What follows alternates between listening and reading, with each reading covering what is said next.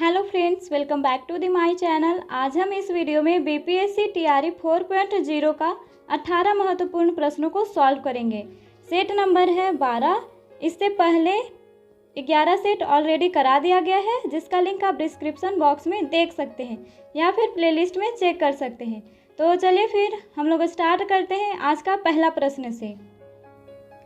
Question number 1 है, चक्रवात निम्नलिखित में से किस कारण से आता है? ऑप्शन नंबर ए निम्न दाब, ऑप्शन नंबर बी उच्च दाब, ऑप्शन नंबर सी निम्न तापमान, ऑप्शन नंबर डी उपरोक्त में से एक से अधिक या फिर उपरोक्त में से कोई नहीं। तो इसका जो करेक्ट आंसर हो जाएगा वो होगा ऑप्शन नंबर ए। चक्रवात का मुख्यतः कारण निम्न दाब है। पृथ्वी जब गर्म होती है तो ठंडी हवा भी गर्म होकर ऊपर उठती है। ऐसी स्थिति में निम्न दाब का क्षेत्र बन जाता है, जिसके कारण क्या होता है कि खाली जगह को भरने के लिए तेजी से पवन आती है, जिसे हम लोग क्या कहते हैं? चक्रवात कहते हैं। ठीक है, यहाँ तक आप लोग को समझ में आ गया होगा। और कौन कौन से चक्रवात हैं? तो एक है टॉर्नेडो, टाइफून, फिर हरिकेन्स आदि। ये सभी ये क्या हैं? ये सभी चक्रवात हैं। ठीक है, आप लोग को यहाँ तक तो समझ में आ ही गया होगा। अब हम लोग बढ़ते हैं क्वेश्चन नंबर 2 की ओर। यहाँ पे क्वेश्चन नंबर 2 है, प्राथमिक शिक्षा के मौलिक अधिकार को संविधान में कब जगह दी गई? यहाँ ऑप्शन है 2000, 2001 में, 2002 में, 2003 में या फिर उपरोक्त में से कोई नहीं। तो इसका जो करेक्ट आंसर हो जाएगा वो होगा ऑप्शन नंबर सी, 2002 में।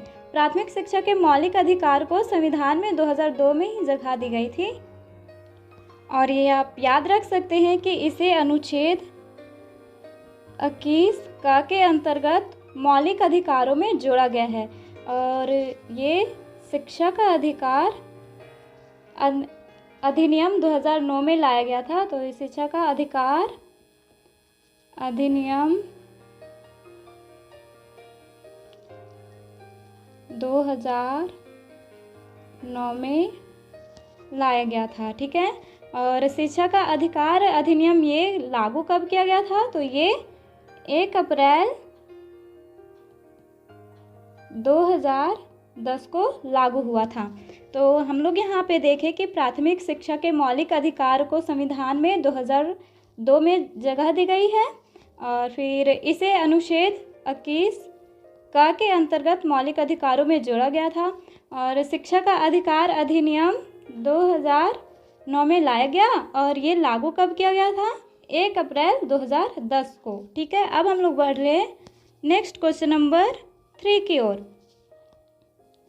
क्वेश्चन नंबर 3 है, केरल में थुम्बा प्रसिद्ध है क्योंकि यहाँ अप्रवाही जल और खाड़ी है, यहाँ एक आयुर्वेदिक केंद्र है, यह एक रॉकेट लॉन्चिंग स्टेशन है, उपरोक्त में से एक से अधिक, उपरोक्त में से कोई नहीं। तो केरल में थुम्बा प्रसिद्ध है क्योंकि यह एक रॉकेट लॉन्चिंग स्टेशन है। सो इसका जो करेक्ट आंसर हो जाएगा वो होगा ऑप्शन नंबर सी, यह एक रॉकेट लॉन्चिंग स्टेशन है। और ये आप याद रख सकते हैं कि इसरो, यह रॉकेट लॉन्चिंग स्टेशन इसरो के अधीन संचालित है। ये किसके अधीन संचालित है? इसरो के अधीन। और ये इसरो कहाँ है? कर्नाटक की राजधानी बेंगलुरु में। ठीक है, बेंगलुरु में स्थित है। और इसकी स्थापना कब हुई थी? इसकी स्थापना 15 अगस्त 1969 ईस्वी को हुई थी। अब हम लोग बढ़ते हैं नेक्स्ट क्वेश्चन नंबर 4 की ओर। क्वेश्चन नंबर 4 है, वार एंड पीस पुस्तक किसके द्वारा लिखी गई है? R.N. टैगोर के द्वारा, सरोजिनी नायडू के द्वारा, लियो टॉल्स्टॉय के द्वारा, ऑप्शन नंबर डी है लेनिन के द्वारा या फिर उपरोक्त में से कोई नहीं। तो इसका जो करेक्ट आंसर हो जाएगा वो होगा option number C, Leo Tolstoy. War and Peace पुस्तक के लेखक लियो टॉल्स्टॉय हैं। ठीक है, आप ये इतना याद रख सकते हैं। अब हम लोग बढ़ रहे हैं नेक्स्ट क्वेश्चन नंबर 5 की ओर। क्वेश्चन नंबर 5 है 1953 में पहला पिछड़ा वर्ग आयोग की अध्यक्षता में नियुक्त किया गया था। Option number A Kaka Kalelkar, option number B BP Mandal, option number C VP Singh, option number D है PV Narasimha Rao, option number E है उपरोक्त में से कोई नहीं। तो 1953 में पहला पिछड़ा वर्ग आयोग काका कालेलकर की अध्यक्षता में नियुक्त किया गया था। सो इसका जो करेक्ट आंसर हो जाएगा वो होगा option number A Kaka Kalelkar.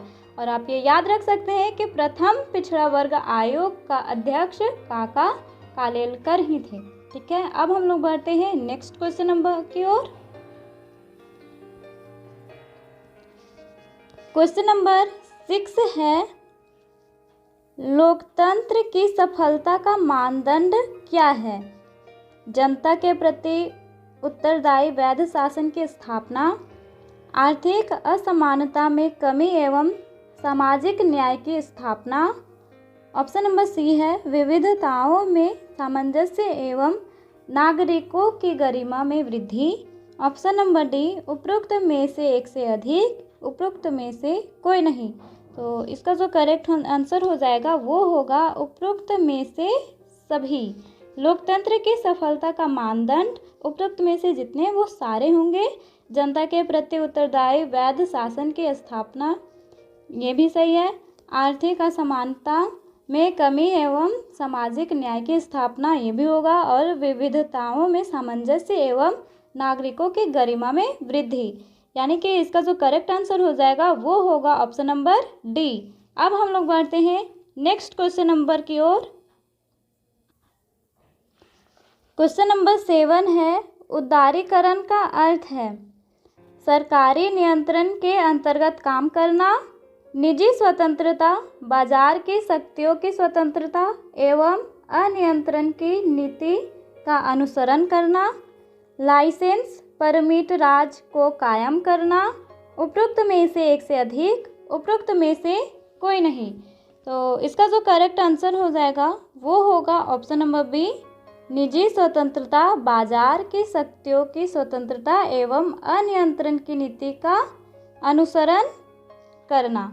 और आप ये याद रख सकते हैं कि 24 जुलाई 1991 को भारत में उदारीकरण की ये क्या हुई थी, ये घोषणा हुई थी। और उदारीकरण के जो भारत में जनक ये किनको माना जाता है? डॉक्टर मनमोहन सिंह को। इन्हें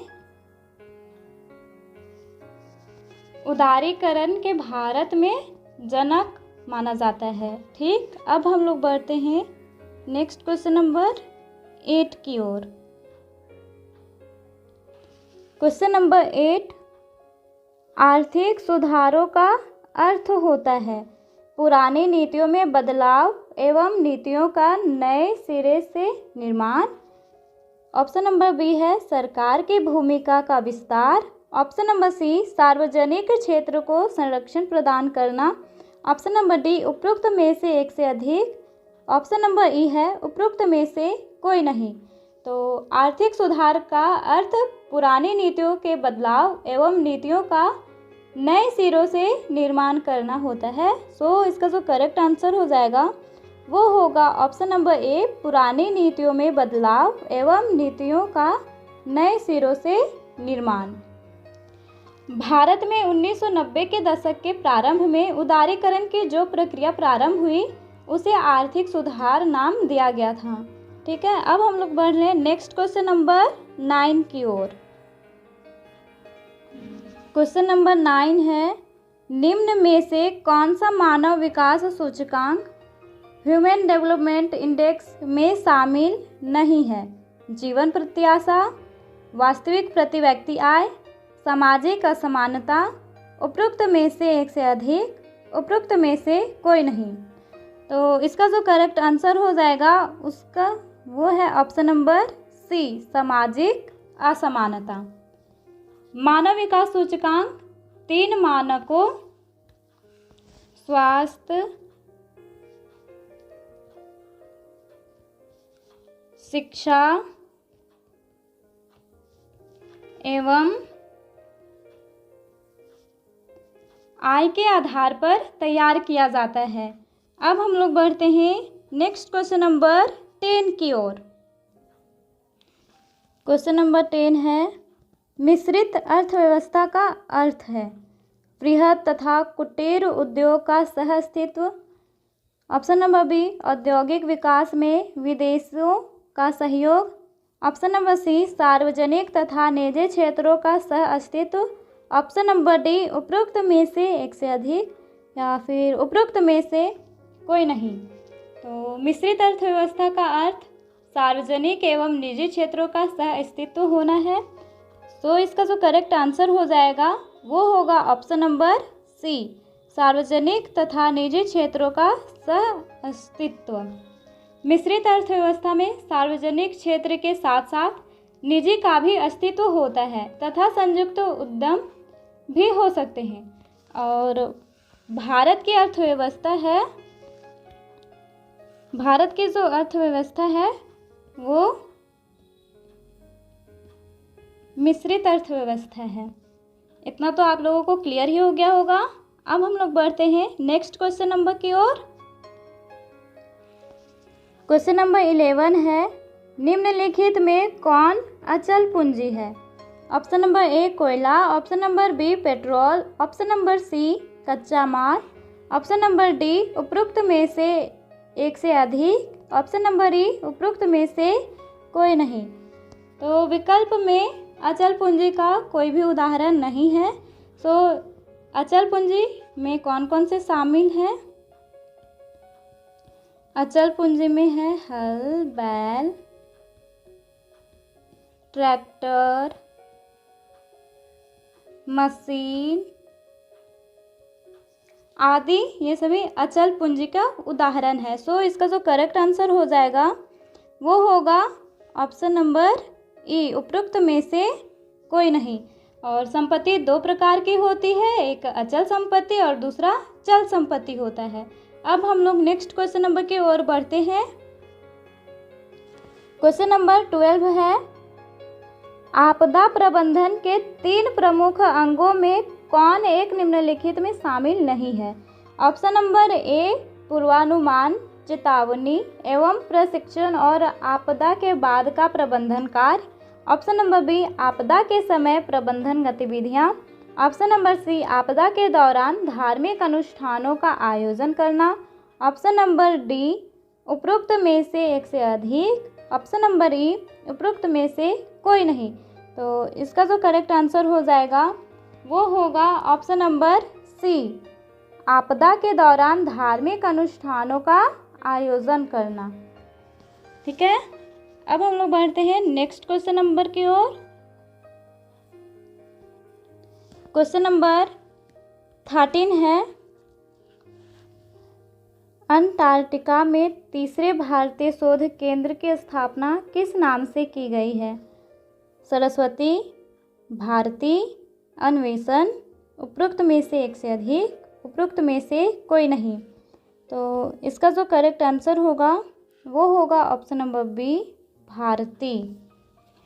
अंटार्कटिका में तीसरे भारतीय शोध केंद्र की स्थापना भारती के नाम से की गई है। और आप ये याद रख सकते हैं कि भारत ने अंटार्कटिका में 1983 से 84 में दक्षिण गंगोत्री नाम से पहला शोध स्टेशन स्थापित किया था और 1988 में दूसरा रिसर्च स्टेशन मैत्री की स्थापना की गई और तीसरा रिसर्च स्टेशन 2012 ईस्वी में भारतीय अंटार्कटिका के लेजरमैन पहाड़ी पर स्थापित किया गया है। तो अब हम लोग बढ़ते हैं नेक्स्ट क्वेश्चन नंबर 14 की ओर। क्वेश्चन नंबर 14 है, स्वतंत्र भारत के प्रथम महाराज्यपाल गवर्नर जनरल कौन थे। लॉर्ड एटली, लॉर्ड माउंटबेटन, सी राजगोपालाचारी, उपरोक्त में से एक से अधिक, उपरोक्त में से कोई नहीं। तो स्वतंत्र भारत के प्रथम महाराज्यपाल लॉर्ड माउंटबेटन थे। सो इसका जो करेक्ट आंसर हो जाएगा वो होगा option number B, Lord Mountbatten. 1947 के स्वतंत्रता अधिनियम द्वारा भारत के वायसराय को भारत का गवर्नर जनरल भी कहा जाने लगा था। अब हम लोग बढ़ते हैं नेक्स्ट क्वेश्चन नंबर 15 की ओर। क्वेश्चन नंबर 15 है, निम्नलिखित में से किसे भारत का मैनचेस्टर कहा जाता है? अहमदाबाद को, कोयम्बटूर को, कानपुर को, उपरोक्त में से एक से अधिक, उपरोक्त में से कोई नहीं। तो अहमदाबाद को भारत का मैनचेस्टर कहा जाता है। सो इसका जो करेक्ट आंसर हो जाएगा वो होगा ऑप्शन नंबर ए, अहमदाबाद। आप ये याद रख सकते हैं कि मैनचेस्टर इंग्लैंड में स्थित एक शहर है जो पूरी दुनिया में सूती वस्त्र उत्पादन हेतु प्रसिद्ध रहा है। और यदि आपसे कोई पूछे कि कोयम्बटूर, कोयम्बटूर ये दक्षिण